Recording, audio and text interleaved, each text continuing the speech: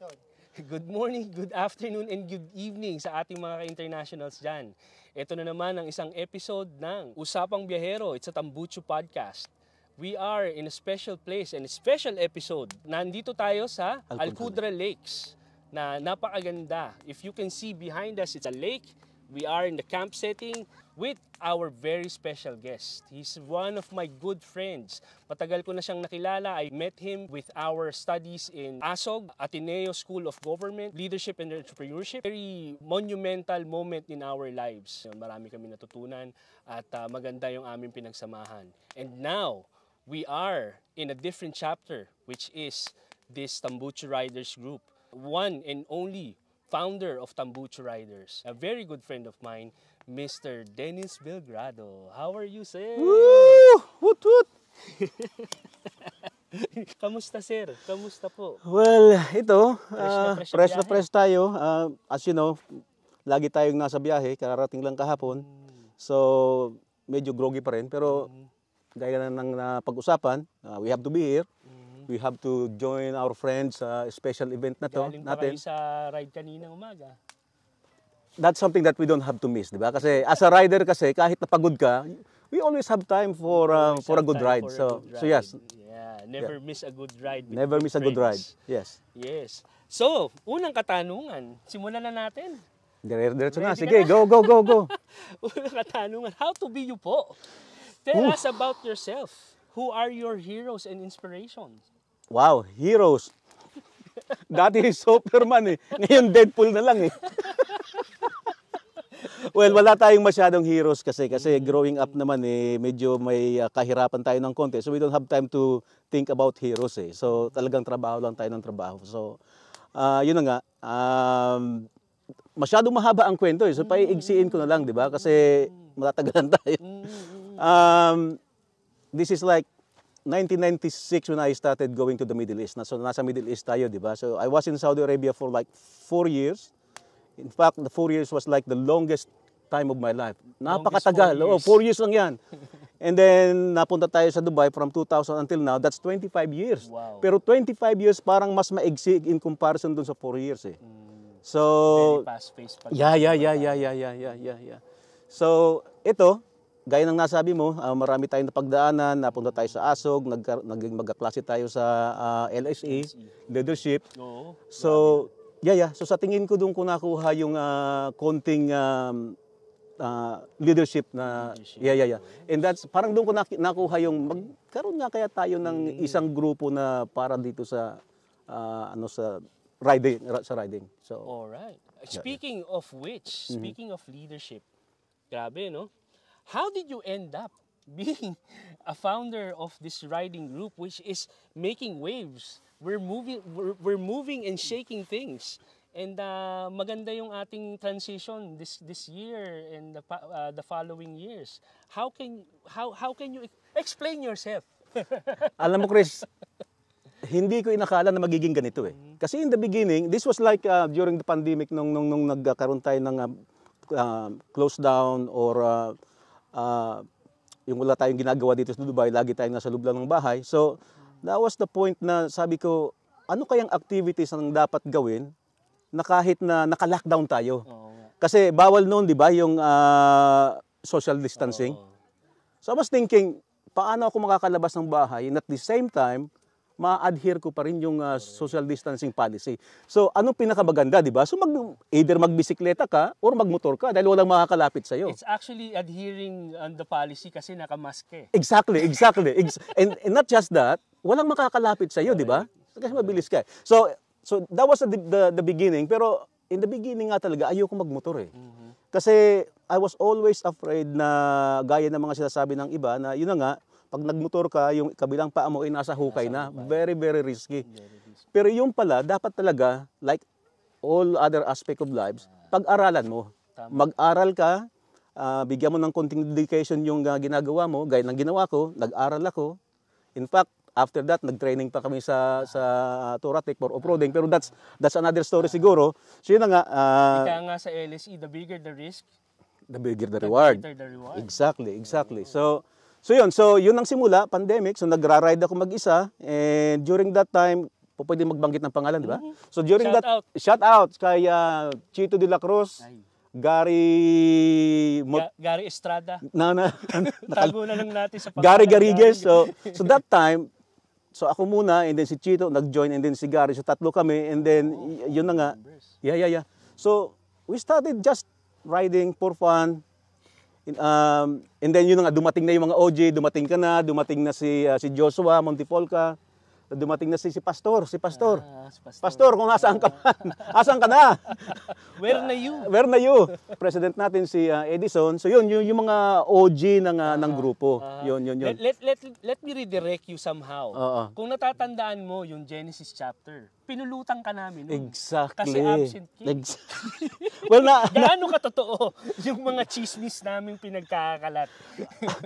kunti lang yung naalala ko pero pinanood ko Kunti lang So naalala, mga extracurriculars. So, yun nga, sa haba ng panahon kasi dito sa Dubai, so marami kang maiisip gawin. Kasi we have the freedom, we have the tools, may kunti tayong kunting financials dito. So, we can afford to do something, exactly. Diba? So, in the beginning, I was doing June bashing, and that was from the beginning of 2001 until 2009 or something like that. Like what we do here, we go camping and with the family and stuff like that. So from off-road bashing, I went to scuba diving. So we go for Para ka palang Navy SEAL eh. Yeah. We used to do a lot of diving at night. Hindi ka ba nag-skydiving? In the bucket pa lang yan. nasa bucket list pa lang yan. Nasa bucket list. Pero so after nga ng scuba diving, so naging mountain biker tayo. So nag-mountain bike tayo, and in fact, kung po pwedeng banggitin uli, isa ka pang Yeah. So, exactly. Again, sinimulan natin to. So in 2010, kung makikita nyo yung UAE mountain biking na Facebook page, ako yung gumawa noon. So hindi na ako masyadong active sa mountain biking ngayon kasi alam mo, tumatanda tayo, so motor-motor tayo ngayon. So, okay, ituloy ko lang. May oras pa tayo, di ba? So ituloy ko lang. So naging mountain biking tayo, and then eto na nga. So tumatanda, kailangan natin ng di-motor. So dito tayo napunta sa... Baka naman mag-end up ka niyan sa baterya. Pwede rin. Who knows? Well, moving on. As a leader yourself, right? We are visionaries. Ito yung isa sa mga values na natutunan natin. We need to envision to manifest. Exactly. So, meron ka pa bang nakikitang vision sa grupo natin as we are a growing group? Well, marami. Pero ito nga, sa nakikita ko kasi sa ngayon, talagang super excited ako. Kasi, gaya nga na nasabi ko kanina, I wasn't really expecting that this group would become as big as this. In fact, Manny Pacquiao just last week, right? Shout out to Senator Manny Pacquiao. Exactly, he was with us and all that. And then marami pang mga vloggers na nag-shout out sa atin. So, hindi ko nakita or hindi ko inaakala na magiging ganun. Gaya kunyari itong ginagawa natin, sinimulan mo itong podcast na to. And then we have vloggers, Mr. Mischief, Puting Buhok, Preng, shout out and all that. RB Moto. Exact, RB Moto. And besides that, hindi lang puro lalaki tayo dito ngayon. Meron tayong mga lady riders, di ba? Correct. Nandyan si Isa, Hazel, si Sheka Pretty, yes, and then si Bones. Actually, one of our episodes na ginawa natin sa Pilipinas, it was just released just today. Las Marias Viajera, shout out kay Peng. Thank you very much sa pag-accommodate sa amin. It's a nice niche to start with. Kasi nga, yung foundation natin ang safety. Yeah, very important natin yan. Yung safety, very important yan, yes. Pinopromote natin yung camaraderie. Tsaka yung networking, professional networking Exactly. sa ating mga professionals dito. Kasi syempre, hindi lang naman tayo basta-basta ang dami nating mga talented people dito, lalo na yung mga leadership, mga liderato natin, very talented. Syempre yung mga members natin and future members. So, in conjunction to that, ano yung ma-advise mo sa mga bagong magiging liderato natin ngayon and yung mga bagong magiging members natin? Well, sa mga leaders, of course, gaya ko, kunyari, I realize na madali ako magsimula pero mahirap ako magpatapos. Right? So, as a leader, you have to recognize that. You have to recognize your strength, you have to recognize your weakness, di ba? So, minsan kasi pagka leader ka, you're on the top, parang gusto mo i-maintain na lang yung position mo to that, sa taas, di ba?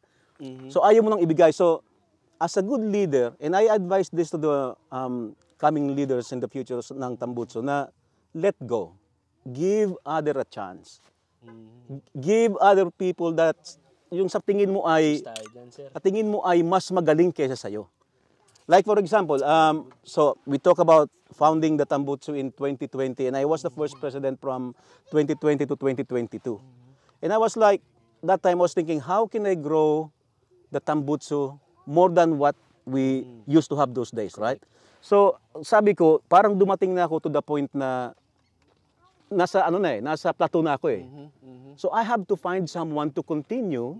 And I have to find someone na sa tingin ko mas magaling sa akin. I definitely agree. It's such a challenge. This is one of the best characteristics of being a leader, is to admit that you need to learn how to delegate. And experience ko yan. Kasi if you're doing your own operations, parang wala kang tiwala sa iba para gawin eh. Exactly. And as yun nga, to say nga na I admit na hindi ko kakayanin 'to mag-isa. Minsan mahirap din kasi. Mahirap. Kasi alam mo yon, yung lahat ng focus nasa iyo eh. Correct. Minsan tayo as a human being parang gusto natin Overwhelming. Exactly.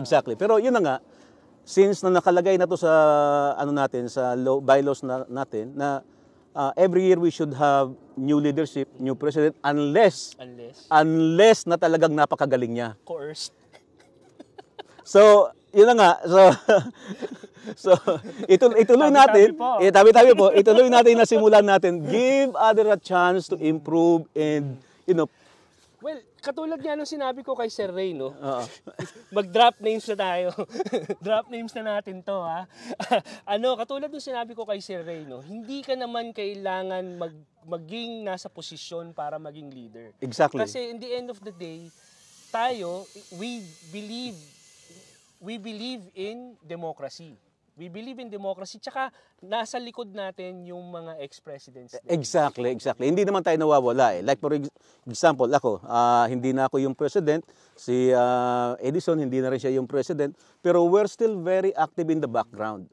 Constantly, we are discussing. Ay, grabe yung dedication itong mga to. Of course. We have to do that. Kasi it's for the, yung sa pagpapalaguto ng grupo natin eh. So, gaya na nga nang sinasabi nila, two heads are better than one, di ba? Oh, yeah. So, if we can collaborate, kahit na wala na tayo sa posisyon, we can still collaborate and we can still give our advice. Tsaka hindi lang yung mga committee yung may bosses, no? Exactly. Pati yung mga kasi, yun nga. Exactly. Sino yung magaling dito sa part na to? Sino yung magaling sa part na yan? Sino magaling mag-barbecue? Shout out Correct. to RJ.